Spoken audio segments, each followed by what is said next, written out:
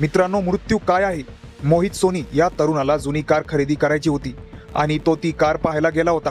ती कार अनेक दिवसांपासून त्याच ठिकाणी उभा होती. हा तरुण खूप लांबून पाहण्यासाठी आला. कार कशी आहे हे तपासत असताना तो दरवाजा खोलून समोरच्या सीटवर बसला आणि अचानक स्टेअरिंग मधून एक भयानक स्फोट झाला. तो स्फोट होता एअरबॅगचा. बंद गाडीत अचानक एअरबॅग ओपन झाला आणि फाटला.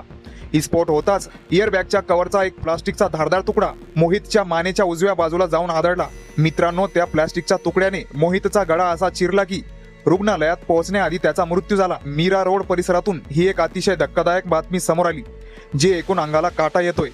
25 वर्षीय मोहित सुरेश सोनी, राहणार Tiara Hills, Kashmira Mira road असे या तरुणाचे नाव असून तो जुन्या गाड्यांच्या विक्रीचा व्यवसाय करायचा. मोहित रस्त्याच्या कडेला उभ्या असलेल्या जुन्या होंडा कारची पाहणी करायला आला होता.